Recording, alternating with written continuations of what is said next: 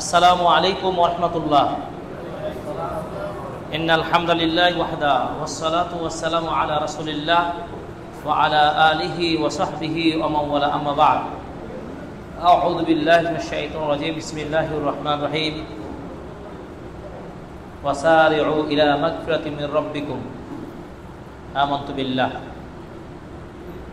প্রশংসা মাত্র আল্লাহ সুবহানাহু ওয়া তাআলার, যে রব্বুল আলামিন আজকে এই মুন্সিগঞ্জ আপনাদের এই সেন্টার মসজিদে খুতবা আমরা আলোচনা করছিলাম এবং যে রব্বুল আলামিন আমাদেরকে সুস্থ রেখেছেন, সে আল্লাহর প্রশংসা আদায় করি। সবাই বলি আলহামদুলিল্লাহ। দরুদ ও সালাম বর্ষিত হোক আমাদের নবীর প্রতি, প্রিয় নবী মুহাম্মদ রাসূলুল্লাহ সাল্লাল্লাহু আলাইহি সাল্লামের প্রতি। সবাই বলি সাল্লাল্লাহু আলাইহি ওয়াসাল্লাম। আপনারা সবাই ভালো আছেন তো? আলহামদুলিল্লাহ, আমিও ভালো আছি আলহামদুলিল্লাহ। আমি অত্যন্ত খুশি যে আপনারা সবাই সুন্দরভাবে বসে গেছেন। দিনের মজলিসে বসার একটা ফজিলতের হাদিস বলি। এখন তো দুপুরে কোনো খাওয়া দাওয়া তো নাই, রমজান মাস, তাই না? আলহামদুলিল্লাহ, রহমত বরকতের মহামাস। এই মাসে আমরা ইতিমধ্যে কয়টি রোজা শেষ হলো? 13টা শেষ। আজকে 13টা শেষ হবে না? আলহামদুলিল্লাহ। রাসূল সাল্লাল্লাহু আলাইহি সাল্লাম বলছেন, আল্লাহর বান্দারা যখন আল্লাহর কোনো ঘরে বসে যায় এবং তারা যখন দিন নিয়ে আলোচনা করে, তখন আল্লাহর আসমান থেকে ওই মজলিসে আল্লাহর বিশেষ প্রশান্তি নাজিল করেন। সুবহানাল্লাহ। 2 নম্বর, আল্লাহর বিশেষ ফেরেশতা ওই মজলিসটাকে আল্লাহ রহমত দ্বারা ঘিরে দেন। সুবহানাল্লাহ। 3 নম্বর, আল্লাহ তাআলা এই দৃশ্যটা দেখে খুশি হন, ফেরেশতাদের সামনে গর্ব করেন যে দেখো আমার বান্দারা, তারা নামাজ পড়ে খুতবা শুনে আবারও তারা দিন চর্চার জন্য বসে গেছে। আল্লাহ এটা খুবই খুশি হন। সুবহানাল্লাহ। আমরা যা বলি, যা দেখি, যা ভাবি, সব কিছুই কিন্তু ফেরেশতা কি করছেন? আমাদের রেকর্ড করছেন। দেখেন, যদি আপনার দেখা, যদি আপনার বলা, যদি আপনার বসা সবকিছু যদি ভালো হয়, তাহলে ফেরেশতারা এই রিপোর্টটা ভালো হিসাবে নেবেন না খারাপ হিসাবে নেবে? ভালো হিসাবে নেবেন। ভালো হিসাবে যদি নেন, তাহলে আমার আল্লাহ খুশি হবেন কি হবেন না? খুশি হবেন। আর খুশি হলে আমরা নাজাত পাবো কি পাবো না? ইনশাআল্লাহ পাবো। আমরা সবাই আল্লাহর নিকট এই আবেদন জানাই, আল্লাহ যেন আমাদেরকে রমাজানে সবাইকে ক্ষমা করে দেন। আমিন। আল্লাহ তাআলা আমাদেরকে যেন জাহান্নাম থেকে মুক্ত করে দেন। আমিন। রাসূল সাল্লাল্লাহু আলাইহি ওয়াসাল্লাম বলছেন, রমাজান মাস যখন আসে, আল্লাহ প্রত্যেক দিনে, প্রত্যেক রাতে তার বহু সংখ্যক জাহান্নামী বান্দাকে জাহান্নাম থেকে মুক্ত করে দেন। সুবহানাল্লাহ। কিন্তু আপনি কি জানি যে জাহান্নাম থেকে মুক্ত হয়েছি? নিশ্চিত না, কিন্তু দাবি করতে,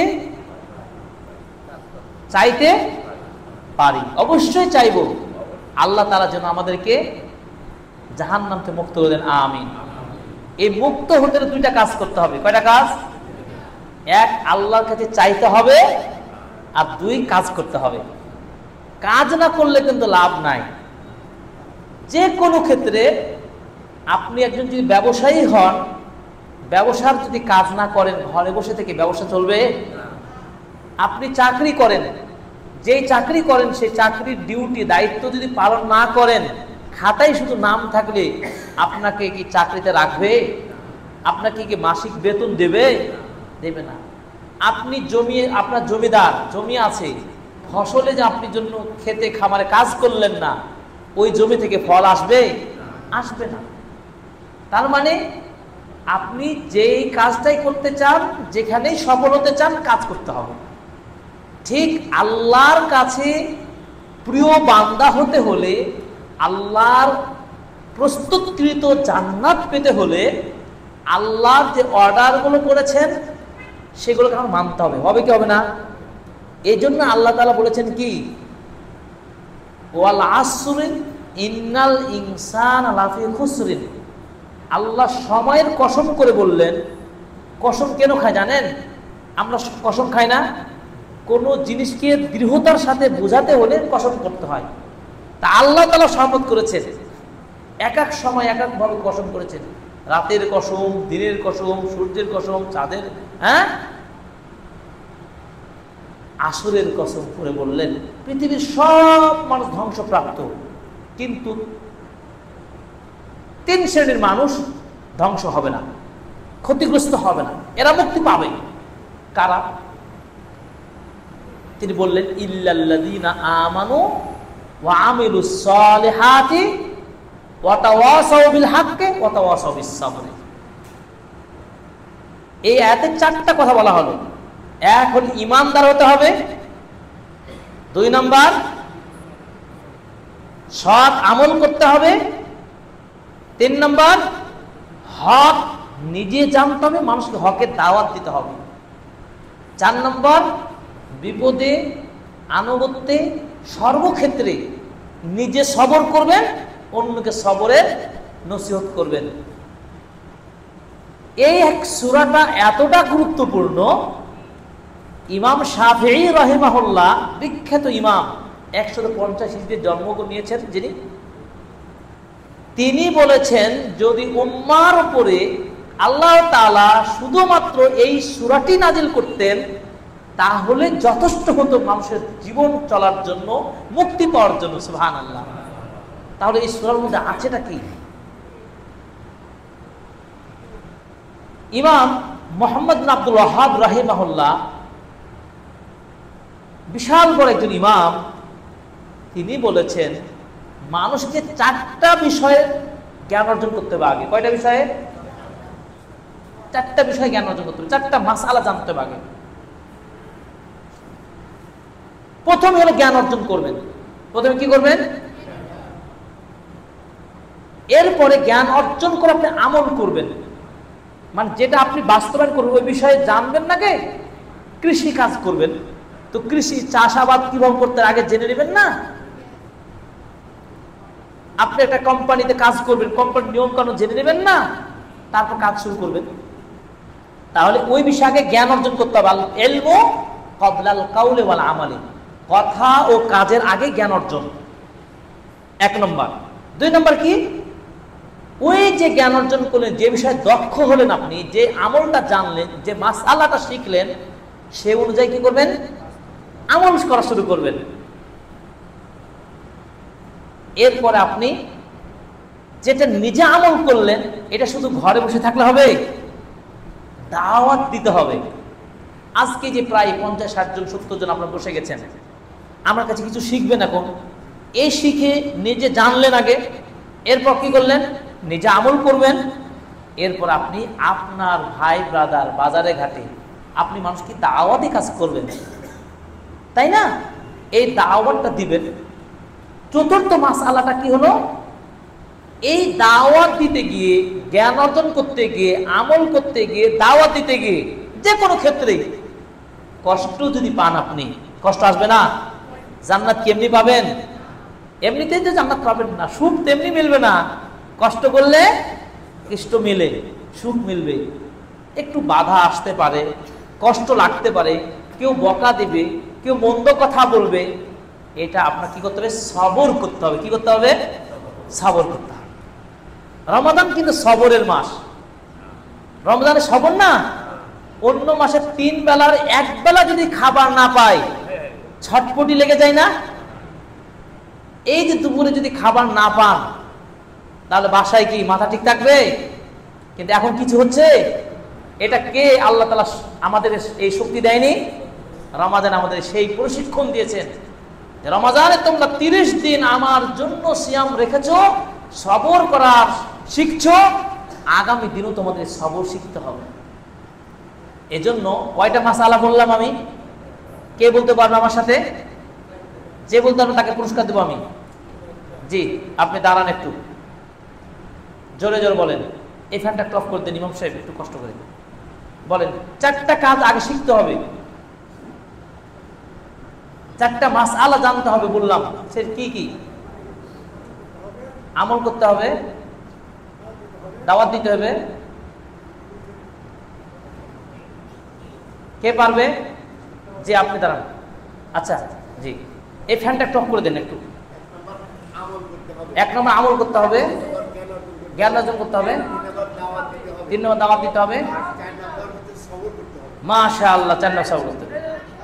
এই 4টা কাজ 1 নম্বরে কিন্তু হবে জ্ঞান অর্জন। আগে ওই ব্যাপারে জ্ঞান অর্জন করতে হবে। 2 নম্বর জ্ঞান অনুযায়ী আমল করতে হবে। 3 নম্বর আমলটা করলে দাওয়াত দেওয়া শুরু করেন। 4 নম্বর দাওয়াত দিতে গিয়ে কষ্ট আসতে সবর করতে হবে। এই মূলনীতি 4টা যদি অনুযায়ী চলেন, আমি আপনাদেরকে বলছি আল্লাহ তাআলা ইনশাআল্লাহ ওই আয়াতটা আমাদেরকে আল্লাহ দান করবেন, উলাইকা আলা হুদাম মির রাব্বিহিম ওয়া উলাইকা হুমুল মুফলিহুন। আল্লাহ তাআলা বলেন ওরা হেদায়েত প্রাপ্ত আর তারাই সফল। কারা? কাদের ক্ষেত্রে কথা আল্লাহ তাআলা বললেন? সূরা বাকারার প্রথম আয়াত আলিফ লাম মিম যালিকাল কিতাব, এই বলতে বলতে আল্লাহ তাআলা এই আয়াতটা বললেন। সেই আয়াতে কি বলেছেন জানেন? এই সফল মুক্তি নাজাত পাবে কারা? আল্লাহ তাআলা বললেন কি দেখেন, একটু খেয়াল করেন। 1 নম্বর আল্লাযীনা ইউমিনুনা, যারা ঈমান আনবে। আমরা ঈমান এনেছি না আনেনি? মিলছে না? দেখেন আমরা ঈমান এনেছি তো, কাকে বিশ্বাস করি? আল্লাহকে। ঈমানের রুকুন কয়টা জানেন তো আপনারা? ঈমানের রুকুন কয়টা? 6টা। 6টা ঈমানের রুকুন 6টা আমরা বিশ্বাস করি। সেই 6টা কি কি? আল্লাহকে বিশ্বাস করা। আল্লাহ কয়জন? একজন। আল্লাহর আকার আছে না নাই? আকার নাই। কে কে হাত তোলেন তো? আকার নাই আল্লাহ, একজন। আল্লাহ ওপরে থাকেন, আল্লাহর আকার আছে, এটা বিশ্বাস করি।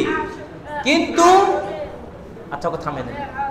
কিন্তু আল্লাহ তাআলা কোন সৃষ্টির সাথে মিল নাই। আচ্ছা এদিকে আল্লাহ তাআলা বলছেন, এদিকে আমাদের খেয়াল করেন, একটু সাইডে না আমাদের খেয়াল করেন। আমি সব প্রশ্ন থাকে উত্তর দেব আপনাদের, একটু আলোচনা করে নি। আল্লাহ তাআলা বিশ্বাস করেছি, আমরা ঈমান এনেছি 1 নম্বর। এরপর আল্লাহ তাআলা বলছেন ওয়া ইউকিমুনাস সালাহ, নামাজ প্রতিষ্ঠা করে। আমরা নামাজ পড়ি না? আচ্ছা, তাহলে আল্লাযীনা ইউমিনুনা বিল গায়বি ওয়া ইউকিমুনাস সালাহ। এরপরে কি বলছেন? যাকাত আল্লাহ রাস্তায় খরচ করে। আল্লাযীনা ইউমিনুনা বিল গায়বি ওয়া ইউকিমুনাস সালাহ ওয়া মিম্মা রাযাকনাহুম ইউনফিকুন, আল্লাহ যা দিয়েছে সেখান থেকে খরচ করে, মানে কি যাকাত দেয়, দান যাকাত দান খরচ করে। এটা করি তো আমরা, যাকাত দেই, দান খরচ করি। 3 4 নম্বর কি? ওয়াল্লাযীনা ইউমিনুনা বিমা উনজিলা ইলাইকা মিন ক্বাবলিকা, যারা আল্লাহর নবীর প্রতি এবং পূর্বের নবীদের প্রতি আল্লাহর যে কিতাবগুলো নাযিল করছে বিশ্বাস করে। 4 নম্বর মানে কিতাবের উপর বিশ্বাস। আমরা মানি তো, কোরআন আল্লাহ মানি না? 5 নম্বর কি? আখিরাতের প্রতি বিশ্বাস, পরকালের প্রতি বিশ্বাস, একদিন পরকাল হবে। এই 5টা কাজ আমরা সবাই করি কি করি না বলেন? আল্লাহ তাআলা এই 5 শ্রেণীর মানুষ সম্পর্কেই বলছেন উলাইকা আলা হুদাম মির রাব্বিহিম ওয়া উলাইকা হুমুল মুফলিহুন। এই শ্রেণীর লোকেরাই হচ্ছে আল্লাহর হেদায়েতের উপর আছে, আর এরাই হচ্ছে সফল। আর সফল যারা, তাদের জন্য জান্নাত। আলহামদুলিল্লাহ বলেন। এবার আসেন, আপনি আমল করবেন। আমল করার আগে শিখতে বললাম, শিখবেন। একদিন তো শিখতে পারবেন না, ধীরে ধীরে শিখতে হবে। আপনি কোরআন পড়া শিখবেন, হাদিস পড়া শিখবেন, ছোট্ট ছোট্ট বইগুলো আছে বইগুলো পড়বেন। এই যে বই পড়বেন, অনেক বিষয় বই রয়েছে, আপনি পড়বেন। তা আমরা বলবো, বই পুরস্কার দেবো আপনাদেরকে। এই জ্ঞান অর্জনের কাজটা কিন্তু কঠিন না, কিন্তু খুবই সহজ। আল্লাহ তাআলা মানুষকে সৃষ্টি করার পরে কোরআনের প্রথম বাণীটা কি ছিল বলেন তো? ইকরা, তুমি পড়ো, বিসমি রাব্বিকা, তোমার রবের নামে পড়ো। আমার সৃষ্টিকর্তা যিনি, সেই সৃষ্টিকর্তাকে খুশি করার জন্য আমরা পড়তে হবে।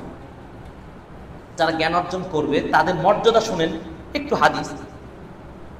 আল্লাহ সাল্লাল্লাহু আলাইহি ওয়াসাল্লাম বলছেন, যারা জ্ঞান অর্জন করার জন্য বাড়ি থেকে বের হলো, আল্লাহ তাআলা তার জন্য জান্নাতের রাস্তাটা সহজ করে দেবে। সুবহানাল্লাহ। আরেকটি হাদিস, কেউ যদি বাড়ি থেকে উজু করে বের হয়ে মসজিদে আসে এই উদ্দেশ্যে যে হয় কোরআনের একটা আয়াত শিখবে অথবা শিখাবে, এই নিয়ত নিয়ে যদি মসজিদে আসে কেউ, মানে শিক্ষার কোন মজলিসে, সেমিনারে, তো হাদিসে মসজিদের কথাটা আসছে, যেহেতু সেই সময় মসজিদ কেন্দ্রিক জ্ঞান চর্চা হতো। একটা আয়াত যদি কেউ শিখে অথবা একটা আয়াত শিক্ষা দেয়, তাহলে একটা উটের সমান সওয়াব। সুবহানাল্লাহ।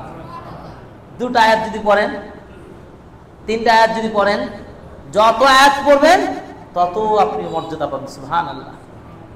আল্লাহ নবী সাল্লাল্লাহু আলাইহি ওয়াসাল্লাম বলছেন, যারা জ্ঞান অর্জন করে এদের মর্যাদা বলতে গিয়ে বলছেন, ফেরেশতাগণ পর্যন্ত ক্ষমা প্রার্থনা করে, এমনকি পানির ভিতরে যে মাছগুলো থাকে এরাও পর্যন্ত দোয়া করে। চিন্তা করতে পারেন। এবং যারা এইভাবে জ্ঞান অর্জন করে এদের মর্যাদা রাসূল বলছেন এভাবে, যেমন ভাবে আকাশে লক্ষ কোটি তারকার মাঝে যেমন চাঁদের মর্যাদা বেশি, তেমনই ভাবে পৃথিবীর সাধারণ মানুষের উপরে জ্ঞান অর্জনকারী ব্যক্তিদের মর্যাদা তেমনই বেশি। সুবহানাল্লাহ। আপনারা তারকা হবে না চাঁদ হবেন বলেন? চাঁদের পক্ষে কে কে বলেন? হাত তোলেন। হ্যাঁ, চাঁদেই হতে হবে। চাঁদ মানে জ্ঞান অর্জনকারী হতে হবে। সবাই জ্ঞান অর্জন করতে হবে, সবাই হাত তুলতে পারেননি। তার মানে হলো আপনার বয়স 60, আপনার 70, আপনার 75, আপনার 80, আপনি জ্ঞান অর্জন করার নিয়ত করেন, আজকে থেকে আপনি ছাত্র হয়ে গেলেন। কার ছাত্র হবেন? আল্লাহ। আল্লাহ দিনের ছাত্র হয়ে যাবেন। পারবেন না? যে আমি মসজিদে আসবো, জালসায় যাব, সেমিনারে যাব, যেখানে যাব, আলেম ওলামার কাছে, শিক্ষকদের কাছে, শিক্ষিত লোকদের থেকে একটা দুটা করে মাসলা শিখবো। আমি শিখার সন্ধানে নেমে গেলাম। কিসের সন্ধানে নামলাম? শিখার সন্ধানে। তালেব মানে অনুসন্ধানকারী। তালেবে ইলম বলে না, মানে ইলম অনুসন্ধানকারী। তা আপনি কি অনুসন্ধান করবেন? ইলম অনুসন্ধান করবেন। মদিনা থেকে ওই দামেস্কে শহরে চলে গেল আবু দারদা রাদিয়াল্লাহু তাআলা আনহুর নিকট একজন ব্যক্তি, একজন সাহাবী, একটা হাদিসের জন্য। আর আমি আসছি আপনাদের এখানে, মনে করেন কত দূর থেকে, রাজশাহী থেকে আপনার এখানে আসছি জ্ঞান দিতে, খুতবা দিতে, দিনের কথা বলতে। তাহলে আপনাদেরকে কি যেতে হয়নি, আপনাদের ঘরেই চলে এসেছি, তাই না? আপনাদের কোনো মাসআলা থাকে, প্রশ্নের উত্তর দেব আমি। শুধু আপনাদের কিছু উদ্দীপনা জাগাচ্ছি যে আজকে থেকে নিয়ত করেন যে আপনারাও কি হবেন, কি সংগ্রহ করবেন? জ্ঞান সংগ্রহ করবেন ইনশাআল্লাহ। আল্লাহ কবুল করুন, আমিন। নবীজি সকালবেলা একটা দোয়া পড়তেন, 3 বার পড়তেন। দোয়াটা আপনারা পড়বেন, বলবেন আমার সাথে, বলেন আল্লাহুম্মা ইন্নী আসআলুকা ইলমান নাফিআ ওয়া রিজকান তাইয়্যিবান ওয়া আমালান মুতাকাব্বালান। হে আল্লাহ, আমি তোমার কাছে চাচ্ছি উপকারী জ্ঞান, আরো চাচ্ছি হালাল রিজিক, আরো চাচ্ছি কি কবুলযোগ্য আমল। মানে আমি যে আমল করছি আল্লাহ তুমি কবুল করে নাও। সকালবেলা নবী 3 বার বলতেন। তার মানে বুঝেন কার কাছে প্রার্থনা করলেন? আল্লাহর কাছে। রিজিকে চাইলেন, ইলমও চাইলেন, আমলটা যেন কবুল করেন এটাও চাইলেন। এই হচ্ছে আপনার আল্লাহর নিকট প্রার্থনা করা। যারা জানে এবং যারা জানে না তারা কিন্তু একসঙ্গে হতে পারে না। রাত দিন যেমন তফাৎ, জ্ঞানী মানুষ আর মূর্খ মানুষের মধ্যে তফাৎ এমনই তফাৎ। আপনার মূর্খের দলে যাবেন, জাহেলের দলে যাবেন। আপনারা আলোকিত সমাজ করতে হলে জ্ঞান অর্জন করবেন, জ্ঞানের সাথে থাকবেন ইনশাআল্লাহ। এবার আসেন, জ্ঞান অর্জন করবেন কিভাবে? জ্ঞান অর্জন শুরু করবেন ইসলামী জ্ঞান, কোরআন বা হাদিসের জ্ঞান অর্জন করবেন আগে। একজন মুসলিমকে ন্যূনতম দ্বীনের জ্ঞান অর্জন করা কি এটা ফরজ। রাসূল সাল্লাল্লাহু আলাইহি ওয়াসাল্লাম বলেন তালাবুল ইলমি ফারিজাতুন আলা কুল্লি মুসলিমিন। প্রত্যেক মুসলিমের উপরে জ্ঞান অর্জন করা কি এটি ফরজ। আচ্ছা, জ্ঞান অর্জন করলেন, এবার আমল শুরু করলেন। আমলটা করবেন কিভাবে? এবার 1 মিনিট আমল করবেন ঠিক ওইভাবে যেভাবে রাসূলকে দেখেছেন। আল্লাহর নবী সাল্লাল্লাহু আলাইহি ওয়াসাল্লাম বলেছেন কি জানেন? সাল্লু কামা রাআইতুমুনি উসাল্লি, বুখারীর হাদিস। তোমরা যেভাবে আমাকে সালাত আদায় করতে দেখেছো ঠিক সেভাবে তোমরা সালাত আদায় করো। আমাদের নেতাকে মুহাম্মদ রাসূলুল্লাহ সাল্লাল্লাহু আলাইহি ওয়াসাল্লাম না? আমাদের নেতা অনুযায়ী চলবো নাকি? আমরা আমাদের নবী রেখে যাওয়া হাদিস এবং কোরআন অনুযায়ী আমল করব। একটা জিনিস মনে রাখবেন, আপনাদেরকে খুব মনোযোগ দিয়ে মনে রাখতে হবে, রেফারেন্স ভিত্তিক হাদিস, কোরআনের আয়াত, হাদিস নম্বর দিয়ে যে ইমাম আলেমরা আপনাকে শিখাবে, বুঝাবে, আপনাকে যেটাই বলুক না কেন সেই সূত্র আপনি নেবেন। কি বললাম? কোথায় থেকে বলছেন, কোন হাদিস থেকে বলছেন, কোন কেতাব থেকে বলছেন। কেতাব হলে চলবে না, কিন্তু যে কোনো কেতাব হলে চলবে না। কেতাবে তো শেষ নাই, হাদিস সহিহ হাদিস হতে হবে। কোন হাদিস হতে হবে? সহিহ হাদিস কর্ম রাখতে হবে, খাঁটি সহিহ হাদিস এবং কোরআন। কোরআন এবং সহিহ হাদিসের আলোকে আপনাকে দলিল ভিত্তিক আমল যদি শিখাই, আপনি শিখবেন ও মানবেন। কি বুঝলেন তো? আমি বললে শুনবেন না, কেউ বললে শুনবেন না, দলিল ভিত্তিক হলে শুনবেন। আল্লাহ তাআলা আপনাদেরকে তৌফিক দান করুন, আমিন। আল্লাহ রাব্বুল আলামিন বলেন, ফামান কানা ইয়ারজু লিকা রাব্বিহি ফালইয়ামাল আমালান সালিহা। কেউ যদি আল্লাহ সাক্ষাৎ পেতে চায় তাহলে আমলে সালেহ করতে হবে, সৎ আমলগুলো করবেন। সৎ আমল কি? এই যে 5 ওয়াক্ত সালাত আদায় করা, সিয়াম রাখা, যাকাত দেওয়া, সামর্থ্যবানদের হজ করা, জিকির আজকার করা, দান সাদাকা করা। রমজান মাসে দান সাদাকা সবচাইতে বেশি বেশি করতে হয়। আল্লাহর নবী ঝড়ের গতির চাইতে বেশি দান করতেন। আপনারা বেশি বেশি দান খায়রাত করবেন, মানুষকে খাওয়াবেন, সালাম দিবেন প্রচুর। এই বাজার ঘাটে আজকে থেকে যেখানে যাকে দেখা হবে সবার আগে সালাম আপনি দিবেন, আসসালামু আলাইকুম। আল্লাহ নবী বলছেন মানুষ 4টা আমল করলে জান্নাত, সরাসরি জান্নাত চলে যাবে। সুবহানাল্লাহ। কয়টা আমল? 4টা। 1, মানুষকে খাওয়াবেন। 2, দেখা হলে সালাম দিবেন মানুষকে, ছোট হোক আর বড় হোক, চিনেন আর না চিনেন। 3, আপনি আত্মীয়তার সম্পর্ক ঠিক রাখবেন, আত্মীয় স্বজনদের সাথে আপনি যোগাযোগ রাখবেন, কথা বলবেন, ফোনে কথা বলবেন, তাদের বাসায় বেড়াতে যাবেন। 4 নাম্বার, রাতে তাহাজ্জুদের নামাজটা পড়বেন। এই যে তারাবি পড়ছেন না, রমজানে তারাবি পড়লেন, পরের মাসগুলো তাহাজ্জুদ পড়বেন, মৃত্যুর আগ পর্যন্ত পড়বেন, নিয়ত করবেন, আল্লাহ কবুল করুন, আমিন। এই 4টা কাজ করলে সলিড জান্নাত চলে যাবে, নবীজি বলেছেন। তাহলে করবেন না আপনারা? রমজানকে ফলপ্রসূ করতে হলে কি করবেন? বেশি বেশি জিকির আজকার করবেন।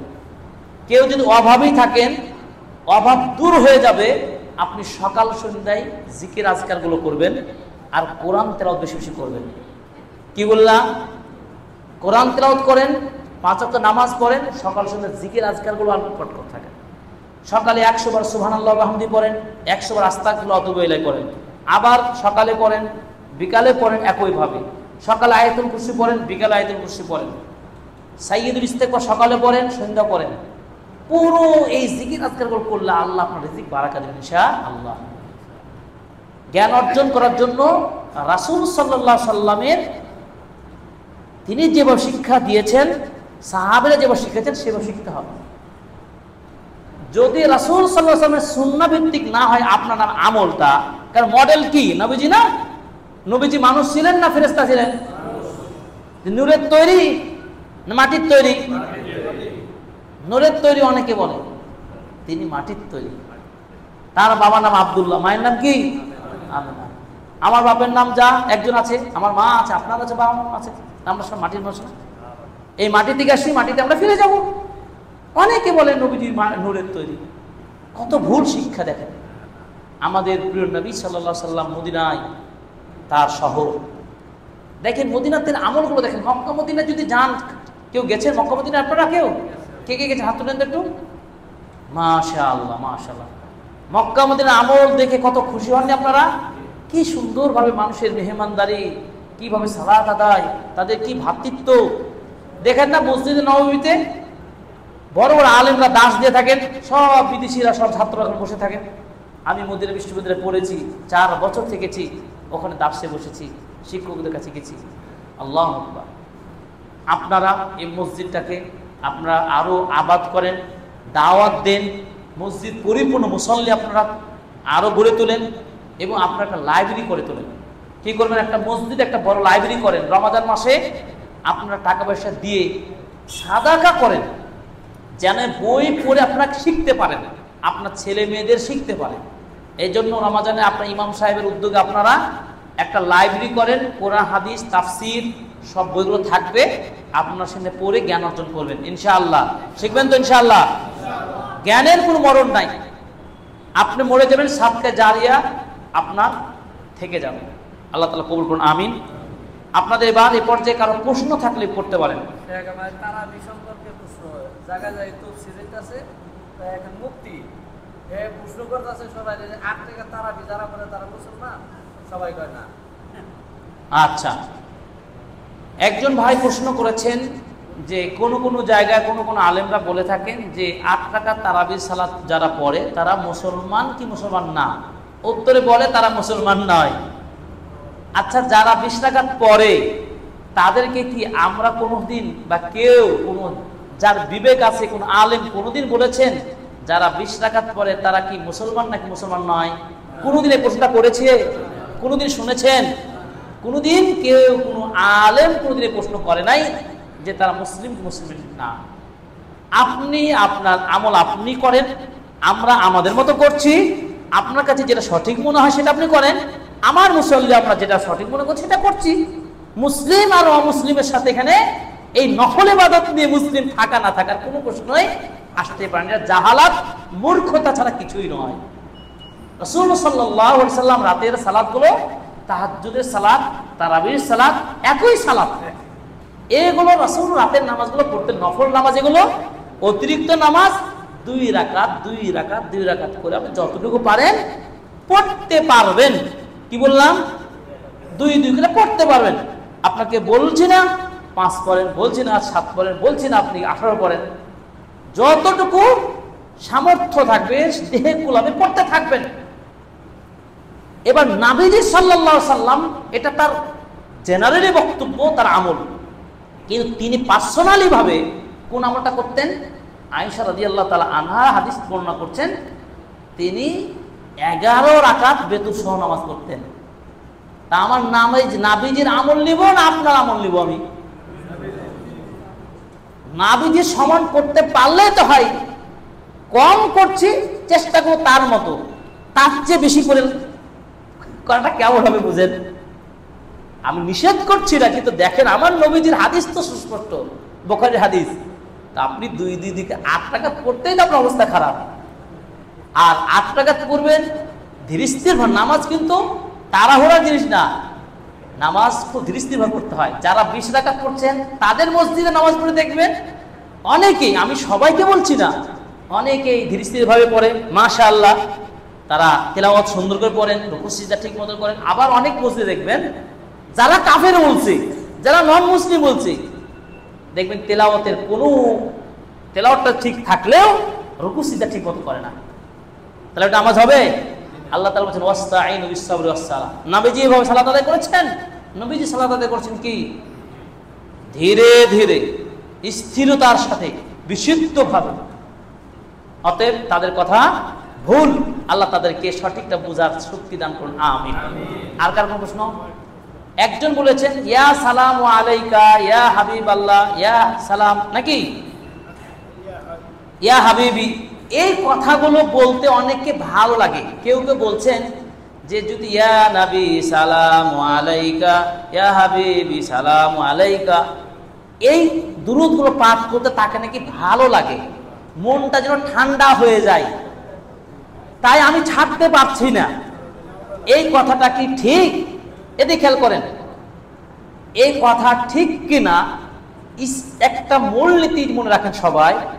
ইসলাম ধর্ম, ইসলামের বিধানগুলো মানুষের ইচ্ছার উপরে তৈরি হয়নি। আপনার মনে বিবেকে কি ভালো লাগছে আর কোনটা ভালো লাগে না, এর উপর ভিত্তি করে ইসলামের বিধান কায়েম হয়নি। তার একটা প্রমাণ নেন। আল্লাহর নবী সাল্লাল্লাহু আলাইহি সাল্লাম বলছেন তোমরা মোজার ওপরে মাসাহা করো, এটা পা, এটা পায়ের তলা নিচ। নবীজির নির্দেশ বললেন তোমরা মোজার ওপর দিয়ে মাসাহা করবে। তখন আল্লাহর নবীর এক সাহাবী বলছেন, মোজার মাসা করা মানে তো কিছু ধুলাটা দূরে করা, তাই না? তো বলছে যে নিচ দিয়ে তো মাসা করাটা বেশি উত্তম ছিল। নবীজি বললেন না কেন, নিচেই তো ধুলাটা হয়, এভাবে মাসা মানে মুছে দেওয়া। আল্লাহর নবী বলছেন, দিন যদি মানুষের চিন্তা ভাবনার উপর দিয়ে হতো, দিন ইসলামটা যদি মানুষের নিজের বিবেক প্রসূত হতো, তাহলে নবীজি অবশ্যই মোজার উপর দিয়ে মাসা না করে নিজ দিয়ে মাসা করার নির্দেশ দিতেন। বুঝতে পারলেন? কোরআনে হাদিসে আমলে পৃথিবীর কোন হাদিসে কোন একজন সালাফ পূর্ব সাহাবী তাবী বড় ইমামদের থেকে একটাও এই ধরনের দুরূদ ও সালামের প্রচলন প্রমাণ নাই। সুতরাং ইয়া নবী সালামু আলাইকা এইভাবে সালাম দেওয়া, এইভাবে জিকির করা, এইভাবে দুরূদ পড়া একেবারে কি বললাম, ভিত্তিহীন।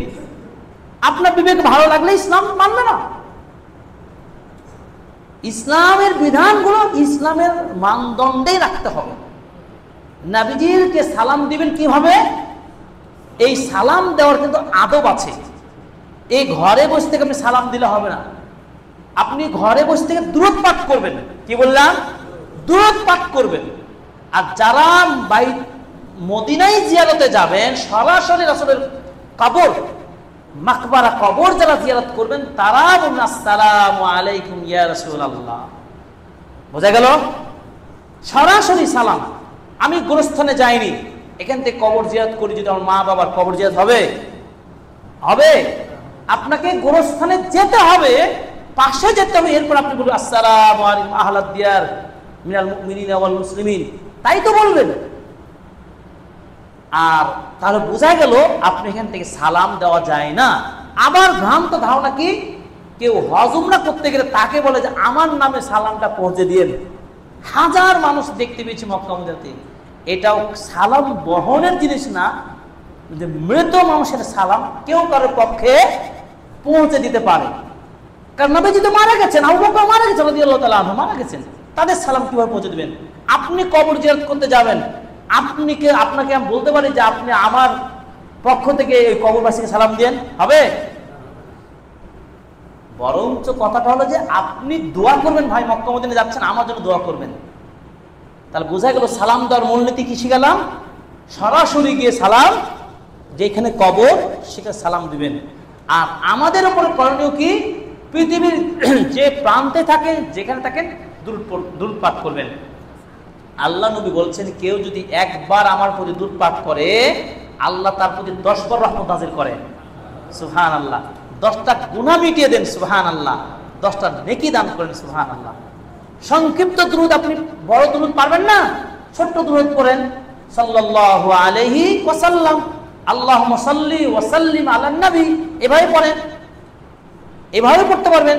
আবার দুরূদ ইব্রাহিম পড়বেন, আল্লাহুম্মা সাল্লি আলা মুহাম্মাদ ওয়া আলা আলি মুহাম্মাদ কামা সাল্লাইতা আলা ইব্রাহিম ওয়া আলা আলি ইব্রাহিম ইন্নাকা হামিদুম মাজিদ, আল্লাহুম্মা বারিক আলা মুহাম্মাদ ওয়া আলা আলি মুহাম্মাদ কামা বারাকতা আলা ইব্রাহিম ওয়া আলা আলি ইব্রাহিম ইন্নাকা হামিদুম মাজিদ।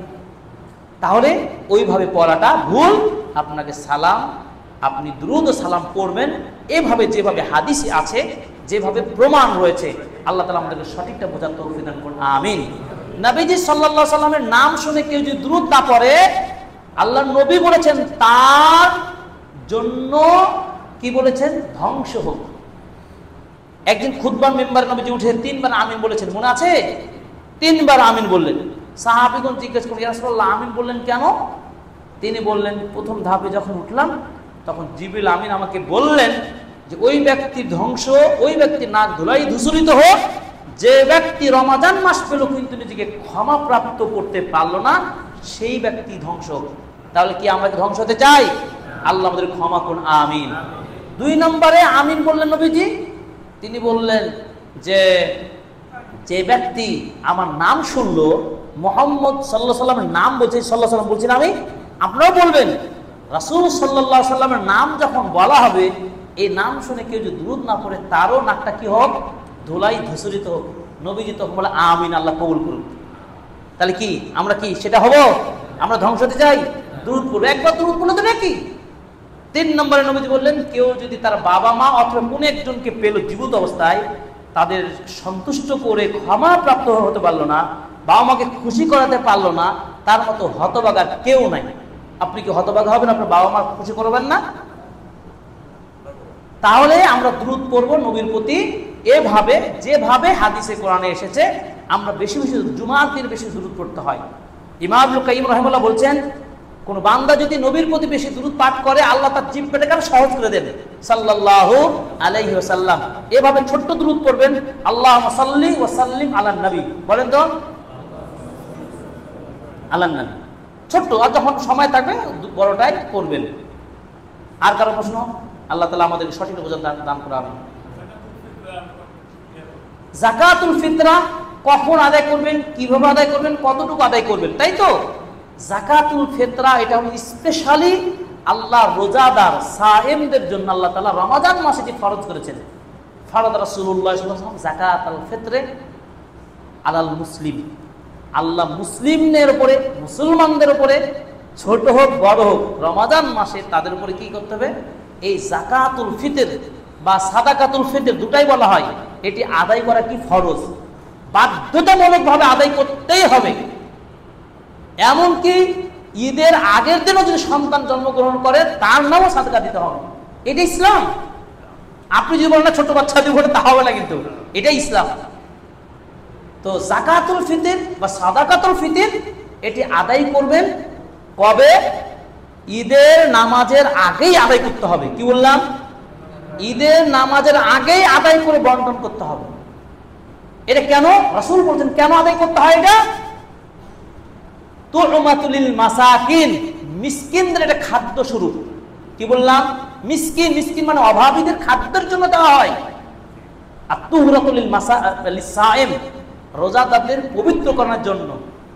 এজন্য যে রোজা সিয়ামরত অবস্থা অনেক সময় আমাদের কি হয়, মন্দ কথা বের হয়ে যায়, কোনো ভুল ত্রুটি হয়ে যায়, না চাইতে অনেক সময় হয়ে যায়। এই ভুল ত্রুটির কাফারা, ভুল ত্রুটি থেকে মুক্তি পাওয়ার জন্য আপনার এবং মিসকিনদের খাদ্য হিসেবে দুইটা কারণ নবীজি বললেন সাদাকাতুল ফিতরা দেওয়াটা কি? এটা ফরজ।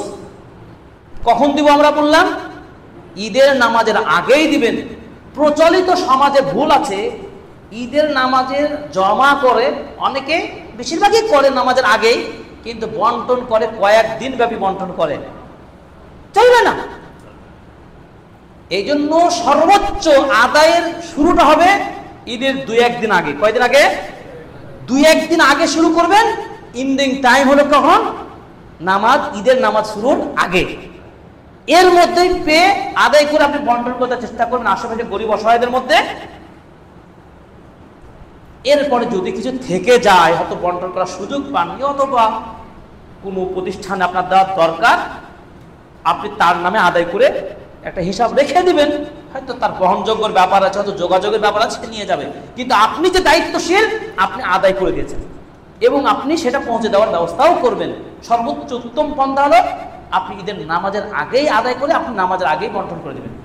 এরপরে থেকে যদি যায় কোনো কারণে, আদায় করেছেন মানে পৃথক করতে হবে। পৃথক করে আপনি, আমাদের দেশে চালু আছে মরলের নিকট জমা দেওয়া বা সামাজিকভাবে একটা বন্টনের, আপনি সামাজিকভাবে একটা বন্টন করে দিবেন, চেষ্টা করবেন।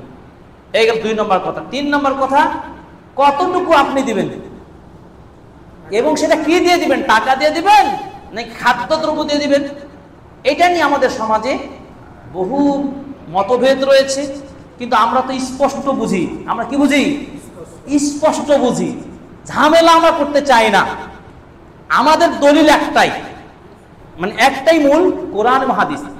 কোরআন হাদিসের সলিড যদি ব্যাখ্যা পাই, আমরা এদিক ওদিক যাওয়ার চেষ্টা করব। বোঝা গেল কথা? এটাকে মাথায় ঢুকেছে কিনা সেটা বলেন। কোরআন হাদিস থেকে আমরা দলিল যদি স্পষ্ট পেয়ে যাই, তাহলে আমরা ডানে বামে আর দেখার চেষ্টা করব না। এবং আমরা এতটুকু দেখব, কোরআন হাদিসটাকে মেলাবো সালাফদের মতো করে। সালাফ করা, সালাফ মানে আমাদের পূর্বের যারা ছিলেন, পূর্ব বলতে 2-4 বছর, 10 বছর, 20 বছর আগের না।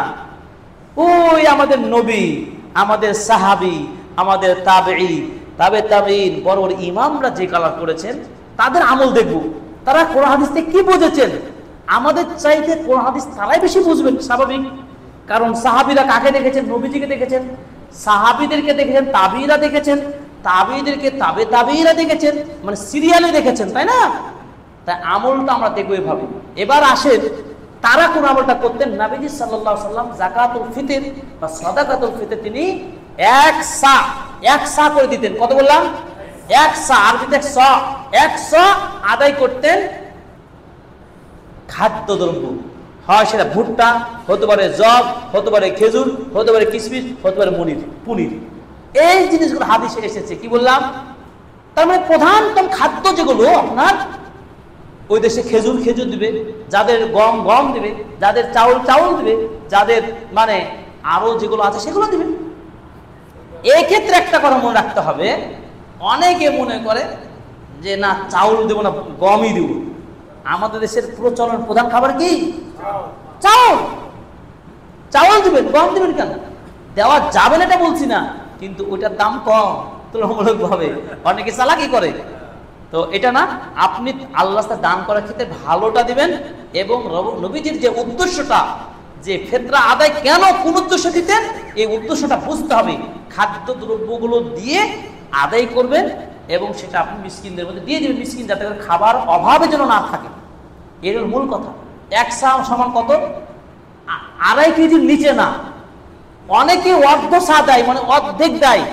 পৃথিবীর ইতিহাসে আমাদের হাদিস জানা নাই, স্পষ্ট হাদিস সাআন মিন তামারিন, এক সা হয় খেজুর, হয় এক সা না হলো কিশমিশ, এক সা না হলো আপনার পনির, এক সা না হলো আপনার গম ইত্যাদি চাউল। আর এক সা সমান হিসাব করে দেখা যায় 2.5 কেজির নিচে না, 2.5 কেজি থেকে প্রায় 3.5 কেজির কাছাকাছি। হ্যাঁ, 88 গ্রাম, ওই যে বললাম। তাহলে প্রায় 3 কেজির কাছাকাছি, অন্তত 3.5 কেজি তো দিবেন, 2.5 কেজির ওপরে দিবেন। দিতে পারে, কিন্তু অন্তত কম দেওয়া যাবে না। 2.5 কেজি নিচে প্রশ্নই আসে না। ঠিক আছে? তো এইভাবে আপনি 3.5 কেজি বা 3 কেজির কাছাকাছি বা 3 কেজি যদি দেন, ইনশাআল্লাহ আল্লাহ আলাম আপনার সাদাকা আদায় হয়ে যাবে ইনশাআল্লাহ।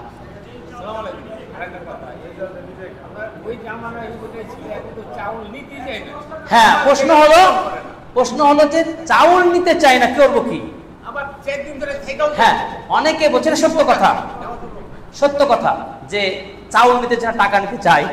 হ্যাঁ, তো তাদেরকে বোঝাতে হবে আপনারা ওই মিসকিন গুলো দেখে দিবেন। আপনার পাড়ায় মহল্লার যে অভাবী, আপনি যে ওই 1/2 কেজি 1 কেজি তাকেই বেশি দিয়ে দেন, শেষ করেন। ওই আপনি ধরে রাখবেন, 1 মুঠ 2 মুঠ করে দিবেন, চিন্তা পারতেন? মিসকিনটা তো 5 মুঠ চাউল হলে সমস্যা কি আপনার? বুঝেন না? আপনার গ্রাম ধরেন যে 100 জন সদস্য, ভালো করে বুঝেন, 100টা পরিবার আপনার পাড়াতে। এতে দেখা গেল যে 10টা পরিবার খুবই অভাবী, আছে কিনা? আর কিছু 10টা পরিবার মোটামুটি অভাবী। তো ধরলাম যে 20টা ঘর অভাবী কম বেশি। আপনার গ্রামের 80টা সদস্য পরিবার যাকাত ফিতর আদায় করে আপনি বেশি সংখ্যক আপনার পাড়ার ওই অভাবীকে দিয়ে দেন। আপনি যদি 10 মুন চালের মালিক হন, তারা 5 মুন চালের মালিক হলো, আপনার কি? আপনার অংশ দিয়ে দিলেন, তিনি একটু সুযোগ হলো। এটাই তো তার সুযোগ, অভাবটা দূর করার। 1 2 আরো যে খাতগুলো রয়েছে, দূর দূরান্ত মিসকিন আসে, তাদের জন্য কিছু রাখলেন, বা তাদেরকে আপনারা একটু ঘোষণা দিয়ে দিবেন আগে, যে আমাদের সমাজে চালু আছে, ঈদের নামাজ আগে দিও বাবা, তোমরা আগে এসে আমাদের কাছে নিয়ে চলে যাবা। ক্লিয়ার? তাহলে জমা থাকবে না, এভাবে আদায় হয়ে যাবে ইনশাআল্লাহ। অনেক মাদ্রাসাগুলো তাদের ইয়াতিম মিসকিন থাকে, বোর্ডিং এর জন্য নেয়, চাইতে আসে, তাদেরকেও আপনারা আস্তে আস্তে প্রচলনটা শিখাবেন যে আপনাদের অংশ আদায় করেছি, আপনারা তাড়াতাড়ি নিয়ে যান। এটি যোগাযোগ করুন, নিজে থেকে একটু দিনই কাজটা সহায়তা করবেন। আমি বলছি না ওই মাদ্রাসাগুলো ইয়াতিম খানায় দিবেন না, তাদেরকেও দিবেন, কিন্তু একটু বন্টন সিস্টেমটা পরিবর্তন করেন। আল্লাহ তাআলা আমাদেরকে সহজ করে দিন, আমিন।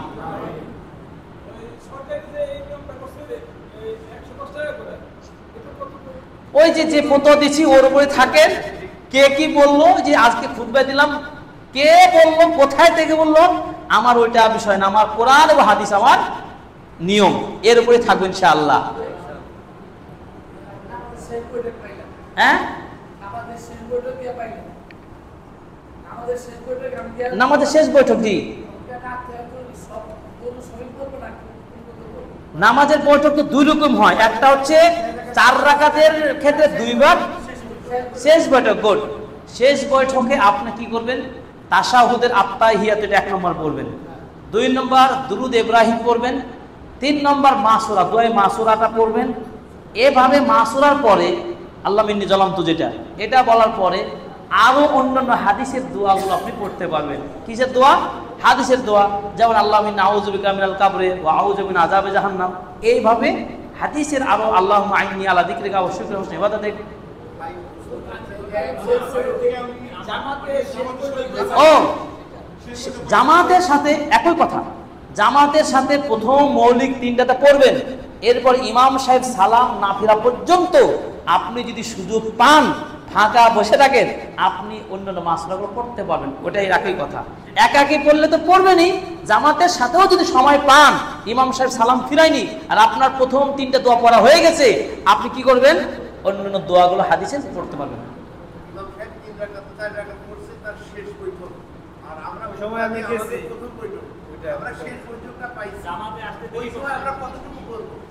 ও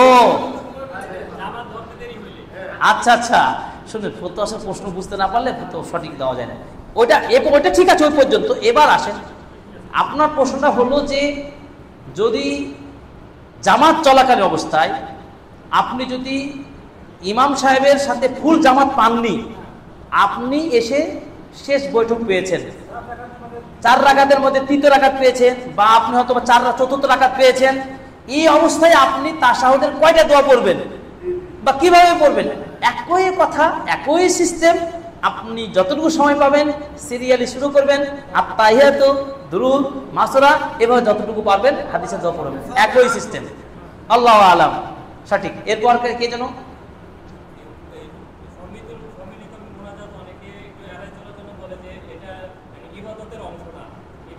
কোনটা? এবার আসেন, রাসূল সাল্লাল্লাহু আলাইহি ওয়াসাল্লামের আমরা হাদিস বলেছি যে সাল্লু কামা রাআইতুমুনি মুসাল্লি, তোমরা সালাত আদায় করো সেভাবে যেভাবে আমার সালাত আদায় করতে দেখেছো। রাসূল সাল্লাল্লাহু আলাইহি সাল্লাম এই যে পুরো 23 বছর নবুয়তের জিন্দেগিতে সালাত আদায় করেছেন, কিভাবে আদায় করেছেন, কোথায় কি করেছেন, সাহাবীগণ প্রত্যেকটা জিনিস, প্রত্যেকটা আমল সাহাবীদের নখদর্পণে আছে এবং হাদিসে সেগুলো চলে এসেছে। এমনকি পারিবারিক জীবনে রাতে ঘরে বাড়িতে কি ঘটেছে আল্লাহর নবীর স্ত্রীগণ সেগুলো হাদিসে উম্মার লোককে দিন জানিয়ে দিয়েছেন, তাই না? তো রাসূল সাল্লাল্লাহু আলাইহি ওয়াসাল্লাম ফরজ নামাজের পরে সম্মিলিতভাবে হাত তুলে দোয়া করেছেন কি করেন না? এই মর্মে এতগুলো সাহাবী কেউ দেখলেন না, কেউ দেখলেন না। নামাজটা কি রাসূল সাল্লাল্লাহু আলাইহি ওয়াসাল্লাম আড়ালে পড়তেন নাকি? রাসূল সাল্লাল্লাহু আলাইহি ওয়াসাল্লাম এইভাবে মুসাল্লি সাহাবীদের কি নামাজ পড়তেন। তিনি সালাত আদায়ের পরে যে কাজগুলো করতেন সেটা শিখতে হবে, তাহলে বাকিটা বুঝে চলে আসবে। রাসূল সাল্লাল্লাহু আলাইহি ওয়াসাল্লাম সালাম ফেরার পরে কোন আমলগুলো করতেন সাহাবীগণ সেটা বলে দিয়েছেন। তিনি সালাম ফেরার পরেই বলতেন 3 বার বলতেন আস্তাগফিরুল্লাহ। কি বলতেন? আস্তাগফিরুল্লাহ, আস্তাগফিরুল্লাহ, আস্তাগফিরুল্লাহ। এরপরে বলতেন, তারপর আল্লাহুম্মা আনতাস সালাম ওয়া মিনকাস সালাম তাবারাকা ইয়া যাল জালাল ওয়াল ইকরাম। তারপরে তিনি পড়তেন আল্লাহুম্মা আইন্নী আলা যিকরিকা ওয়া শুকরিকা ওয়া হুসনি ইবাদাতিকা, এই দোয়া পড়তেন। এরপর তিনি আয়াতুল কুরসি পড়তেন। নবীজি বলছেন আয়াতুল কুরসি ফরজ নামাজের পরে কেউ যদি পড়ে তাহলে মৃত্যু ছাড়া তাকে কেউ জান্নাতে ঠেকাতে পারবে না। সুবহানাল্লাহ। নবী সাল্লাল্লাহু আলাইহি ওয়াসাল্লাম 33 বার সুবহানাল্লাহ, 33 বার আল্লাহু আকবার, 33 বার আস্তাগফিরুল্লাহ পড়তেন। এরপরে তিনি ফজরে এবং মাগরিবের নামাজের পরে নাস ফালাক এবার 3 বার করে পড়তেন, আর অন্যান্য ওয়াক্তের ক্ষেত্রে 1 বার করে পড়তেন, মানে জোহরে, আসরে আর এশাতে 1 বার করে পড়তেন। এই হলো ফরজ নামাজের পরে রাসূল সাল্লাল্লাহু আলাইহি ওয়াসাল্লামের জিকির আজকার। আর আপনারা আমরা নিয়ে চলে আসলাম কোনটা? যে হাত তুলে ইমাম সাহেবকে সবাইকে একসাথে দোয়া করতে হবে। এটা কোনো না সহিহ হাদিস আছে, না কোনো সাহাবীদের আমলে পাওয়া যায়, কোথাও এর তথ্য পাওয়া যায় না। এই সব পাওয়া যায়, ওটা পাওয়া যায় না কেন? যেটা পাওয়া যায় না সেটা নিয়ে আমাদের মাথা ব্যথাও থাকবে না। দোয়া করবেন কার কাছে? আল্লাহর কাছে। দোয়া কবুলের 6টা সময় আছে, ভালো করে শুনেন। দোয়া কবুলের কয়টা সময় আছে? 6টা। জেনে নেন। 1, রাতের শেষ ভাগে তাহাজ্জুদের সময় আল্লাহ তাআলার কাছে যা চাইবেন তাই পাবেন। 2, ফরজ নামাজের পরেও দোয়া কবুল হয়, কিন্তু দোয়াটা আপনার চাওয়া আমি কি জানি? আমি ইমাম, আমি কি জানি? আপনি তসবিহ তাহলিল জিকির আজকার করার পর আপনি আপনার মতো দোয়া করেন, আল্লাহ কবুল করবেন ইনশাআল্লাহ। ইমাম সাহেব এবার হচ্ছে আজানের সময় দোয়া কবুল হয়, আজান যখন দিচ্ছে তখন দোয়া কবুল হয়, আপনি তখন দোয়া করেন। আজান একামতের মাঝে যে টাইমটা থাকে এর মাঝে আপনি 2 রাকাত সালাত আদায় করে দোয়া করেন, দোয়া কবুল হয়। 5 নম্বর হলো কি, ইমাম সাহেব যখন খুতবাতে উঠে খুতবা শেষ পর্যন্ত এই গ্যাপে গ্যাপে যদি সুযোগ পান আপনি দোয়া করবেন, এই সময় দোয়া কবুল হয়। 6 নম্বর, জুমার দিনে আসর থেকে মাগরিব পর্যন্ত এই টাইমটা গুরুত্বপূর্ণ, এই টাইমে দোয়া কবুল হয়। সুবহানাল্লাহ। আমাদেরকে সঠিকভাবে দোয়া করার তৌফিক দান করুন, আমিন। ওটা কি বিদআত? না, ওইটা বিদআতে এড়ানোর জন্য বলতে, এটা তো ইবাদত না বা ইবাদতের অংশ না। যেটা বেদাত বিদাতি, ওটার সাথে আমাদের সুন্নাত আলাদা, বেদাত আলাদা।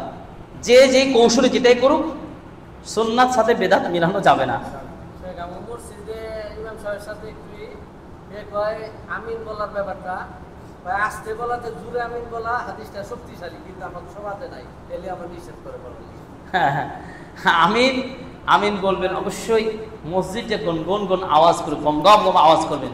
সঠিকভাবে দেখতে হলে মক্কা মদিনা দেখে আসেন, তাহলেই পেয়ে যাবেন। সেখানে যেমন করে হয় আপনারা করবেন।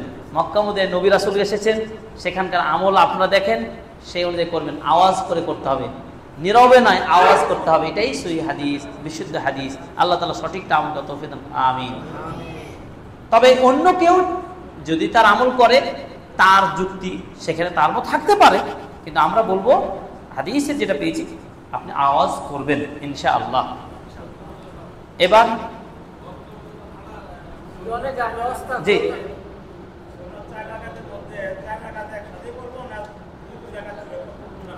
দিনের সুন্নাতগুলো যেমন জোহরের আগে 4 রাকাত, জোহরের পরে 2 রাকাত, এই তো জোহরের 4 রাকাত সুন্নাত, আর পরে 2 রাকাত। 4 রাকাতকে 4 রাকাতই পড়বেন। আরেকটু 2 মিনিট একটু বসে যান, কুইজটা শেষ করবেন 2 মিনিট। তো এই হলো সুন্নাত, 4 রাকাতই পড়বেন আর 2 মিনিট। আর যেখানে 2 রাকাতই পড়বেন। একটা আমল শিখিয়ে দিই, রাসূল সাল্লাল্লাহু আলাইহি ওয়াসাল্লাম বলছেন জোহরের আগে এবং পরে অতিরিক্ত যে সুন্নাতগুলো পড়ি এটা বাদ দিয়ে অতিরিক্ত 8 রাকাত সুন্নাত যদি কেউ করতে পারে, আল্লাহ নবী বলেছেন তার জন্য জাহান্নামের আগুন হারাম করে দেবেন। সুবহানাল্লাহ। এটা অতিরিক্ত আমল একটা শিখে যান। মানে জোহরের যে নিয়মতান্ত্রিক 10 রাকাত পড়েন আপনারা, ফরজ সুন্নাত মিলে, ওটা আছেই, ওইভাবে থাকবে, এটা করবেন। অতিরিক্ত ফরজ নামাজের আগে 4 রাকাত পড়বেন আরো, আর ফরজের পর আরো 4 রাকাত পড়বেন, 8 রাকাত সুন্নাত পড়বেন। যাদের সময় আছে এই আমলটা করবেন ইনশাআল্লাহ। এবার আসেন কুইজ। সবাই বসে যান। আমরা খুতবায় যে প্রশ্ন করেছি এই প্রশ্নে যারা উত্তর দিতে পারবেন তাদেরকে আমরা পুরস্কৃত করব ইনশাআল্লাহ। আপনারা যিনি আগে হাত তুলবেন তিনি আগে উত্তর দেওয়ার সঠিক সুযোগ পাবেন। উত্তর সঠিক হলে তিনি আমাদের কি পুরস্কার পাবেন ইনশাআল্লাহ। তার আগে আমাদের বড় ভাই মুস্তাফা ভাই উত্তর দিয়েছেন একটা প্রশ্ন, উনি পুরস্কার পেয়ে যাবেন ইনশাআল্লাহ। প্রথমে তাকে আমরা একটা পুরস্কার দিব। আপনি চলে আসেন সামনে।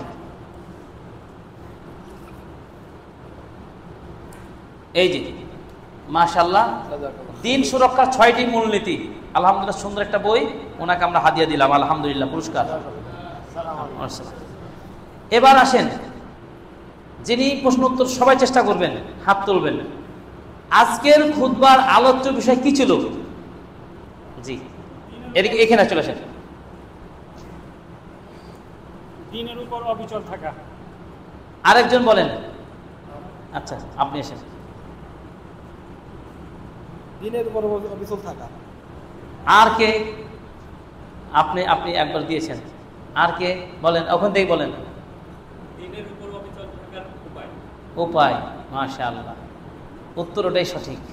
আপনি উত্তর পুরস্কার পাবেন। আসেন। যদিও ওটা প্রশ্ন, কিন্তু আমি যেভাবে বলেছি সেটা ওর উত্তর। আরেকটি হলো 8টি উপায়। ফিতনার সময় সবাই মিস্টেক করছে। ফিতনার সময় দিনের উপরে অবিচল থাকার 8 উপায়, এটা হলো সঠিক।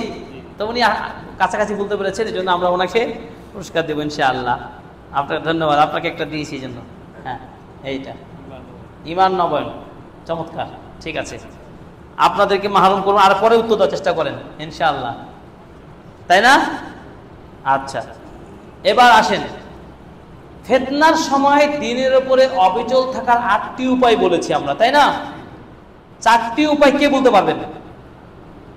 জি, সামনে চলে আসেন, এর সামনে বলেন, এদিকে চলে আসেন, আরেকটু কাছাকাছি। এক নাম্বার হচ্ছিল এই আল্লাহর কাছে দোয়া করা, সাহায্য চাওয়া। জি। 2 নাম্বার হচ্ছিল কোরআন পাঠ করা। 3 নাম্বার হচ্ছিল নবী রাসূলদের জীবনী পড়া। 4 নাম্বার হচ্ছিল বেশি বেশি আমল করা। এটা অবশ্য শেষে ছিল। 1 থেকে 3 হয়েছে, 4 নম্বর 4 কে পারবে? নাম্বার জ্ঞান অর্জন, হ্যাঁ, জ্ঞান অর্জন করে। মাশাআল্লাহ, দিনের প্রতি জ্ঞান। মাশাআল্লাহ, 4টা হয়েছে, মাশাআল্লাহ। আচ্ছা, আপনি আরেকটা পুরস্কার পেয়ে যাবেন। আমি যুবক মানুষ, তাই যুবকটাই দিলাম, ওহে যুবক, ঠিক আছে। আচ্ছা, আর দিনের উপর অবিচল থাকার উপরে 8টা বলেছে, আর বাকি 4টা কে বলতে পারবে? আচ্ছা, দেখে বলতে পারবেন, নোট করলে দেখে বলতে পারবেন, সমস্যা নাই। দিনের উপর অবিচল থাকার বলেন। হ্যাঁ, এদিকে আসেন। আপনি যে নোট করেছেন এই জন্য আপনাকে ধন্যবাদ, তাই না? বলেন। শয়তান কিনা বলে, শয়তানের কাজ শয়তানকে শত্রু মনে করা, তারপর ইমানদারদের বন্ধু বানানো, ইমানদারদেরকে বন্ধু বানানো, তারপর দিনের উপর অবিচল থাকা। হ্যাঁ, দিনের আমলগুলো করতে থাকা। আর একটা হলো 7 নাম্বার নিজের হিসাব নিকাশ করা। মাশাআল্লাহ, এই তো পারছেন, আপনাকে সুন্দর একটা বই দিলাম। সহি সালাত, দোয়া, যে সবগুলো কিন্তু আমার লেখা বই, আলহামদুলিল্লাহ। এবার আসেন,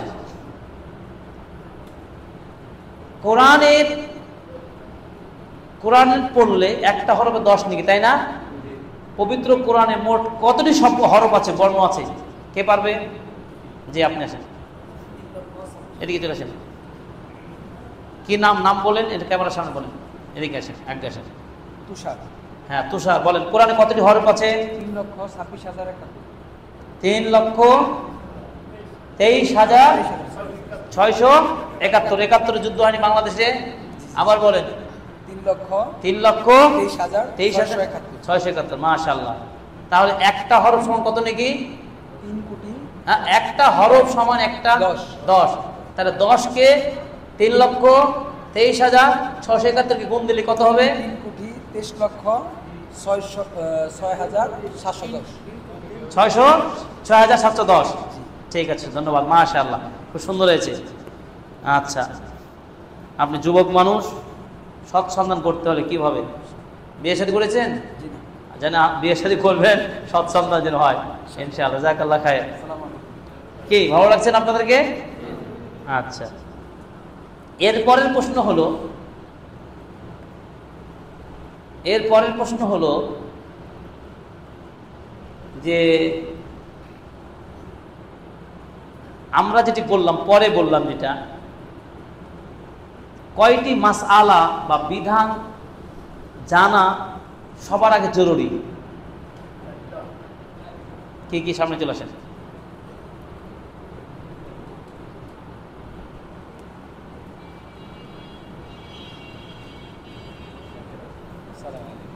জোরে বলবেন। 1 নাম্বার ইলম অর্জন করা। 1 নম্বর ইলম অর্জন করা। 2 নাম্বার আমল করা। 3 নাম্বার দাওয়াত দেওয়া। 3 নম্বর দাওয়াত দেওয়া। 4 নাম্বার সবর। মাশাআল্লাহ, চমৎকার উত্তর দিয়েছেন, মাশাআল্লাহ, বারাকাল্লাহ ফিক। কোন ইমাম বলেছেন এটা? ইমাম মুহাম্মদ বিন আব্দুল ওয়াহাব। মাশাআল্লাহ, আপনাকে আকীদার বই দিলাম, নতুন বইটা, মদিনার বই আমি অনুবাদ করেছি, এটা আরবি থেকে। সৌদি আরবের মসজিদে নববীর মুদাররিস, মদিনা বিশ্ববিদ্যালয়ের প্রফেসর ডক্টর আব্দুর রাজ্জাক আল বদর এই বইটা অনুবাদ করেছি, নতুন বইটা, ওনাকে পুরস্কৃত করলাম, আল্লাহ ইলম দান করুন, আমিন। এরপরে আসেন, রমাজান মাসে কোরআন অবতীর্ণ হয়েছে, তাই না? এই রমাজান মাসের মর্যাদা বেড়েছে, তাই না? তো কোরআনের সংস্পর্শ যার সাথে হয়েছে তার সম্মান বেড়ে গেছে।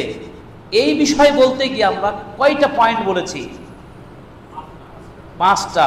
আর কে পারবে? আপনি একবার বলেছেন, আর কি পারবেন? বলো, 6টা কি? বলো।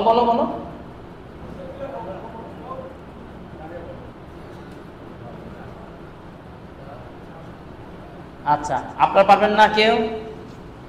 আচ্ছা আপনি এমনি বলে দেন, আপনি পুরস্কার দেব না। আচ্ছা ওখান থেকেই বলেন। যে ফেরেশতার উপর মাধ্যমে নাযিল তাকে সম্মানিত করা হয়েছে, যার উপর নাযিল করা হয়েছে সবাই খেয়াল করেন কিন্তু। তাকে সম্মানিত করা হয়েছে, যে মাসে নাযিল করা হয়েছে সেই মাসকে সম্মানিত করা হয়েছে, এবং যে রাত্রে নাযিল করা হয়েছে সেই রাত্রিকে সম্মানিত করা হয়েছে, এবং যারা আমল করবে তাদেরকে সম্মানিত করা হয়েছে। যে উম্মার উপরে নাযিল সে উম্মার মর্যাদা বেড়ে গেছে। সুবহানাল্লাহ, চমৎকার উত্তর হয়েছে, দেখছেন? মাশাআল্লাহ। এবার আসেন আরেকটি প্রশ্ন। দিনের উপরে অবিচল থাকার জন্য আমরা কয়েকটা দোয়া বলেছি, কে দুইটি দোয়া বলতে পারবে অন্তত পক্ষে? দুইটা বা একটা দোয়া দিনের উপরে টিকে থাকার জন্য দোয়া করতে হয়, পারবেন না? এটা তো সবাই পারার কথা না। এটা সবাই শিখেন, আমার সাথে বলেন, সবাই শিখেন আমার সাথে, এখনই শিখতে হবে, সবাই বলতে হবে। ইয়া মুসাররিফাল কুলুব সাররিফ কুলুবানা আলা তাআতিক। আবার বললেন, ইয়া মুসাররিফাল কুলুব সাররিফ কুলুবানা আলা তাআতিক। ইয়া মুসাররিফাল কুলুব সাররিফ কুলুবানা আলা তাআতিক। কে পারবে? কে পারবে? জি, এদিকে চলে আসেন।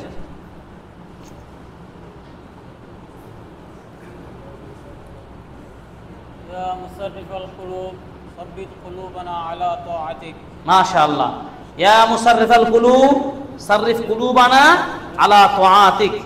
শেখ বিন বাজের একটা বই দিব আপনাকে ফ্রি, মাশাআল্লাহ, পুরস্কার, সুন্দর বলতে পারার জন্য। আর একটা কোরআনের দোয়া ছিল, কে পারবে? কোরআনিক দোয়া, রব্বানা। হ্যাঁ, হয়েছে হয়েছে। আর কে পারবে? রব্বানা বলে দিলাম শুরুটা, লা তুজিগ। তারপর তা ইমাম সাহেব আপনি আসেন, আপনি আসেন।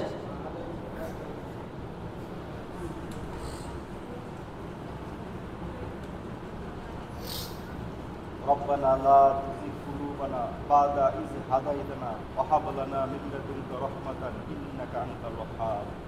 সবাই ওনার সাথে সাথে বলেন, এবার আবার বলেন, রব্বানা। আপনি বলেন, لا تزغ قلوبنا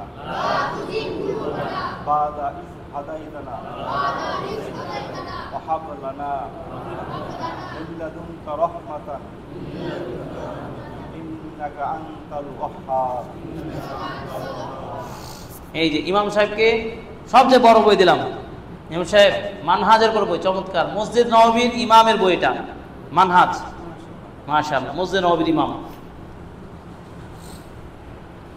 এরপরে আজকে সর্বশেষ কুইজ। মসজিদে আজকে সর্বপ্রথম কে এসেছেন? আজকে জুমার মসজিদে কে এসেছেন? সভাপতি না? মাশাআল্লাহ। সভাপতি পড়তে পারেন তো নাকি? বাংলা পড়তে পারেন? মাশাআল্লাহ। আসেন সভাপতি সাহেব, আপনাকে বই দিই একটা, সুন্দর একটা বই। সভাপতি সাহেব মসজিদে প্রথম এসেছেন, এই জন্য আজকের ওনার পুরস্কার। সুরক্ষিত দুর্গ, যে আমলগুলো করলে আপনি বিপদ থেকে বাঁচবেন, জান্নাত পাবেন, সে আমলগুলো আছে এই হাদিসে, এই বইয়ের মধ্যে, ইনশাআল্লাহ। আল্লাহ কবুল করুন, আমিন। আল্লাহ আপনার সুস্থ রাখুন, আমিন। আল্লাহ আপনার পরিবারকে সুস্থ রাখুন, আমিন। এই ছিল আজকে আপনাদের ছোট্ট হালাকা এবং কুইজ পর্ব।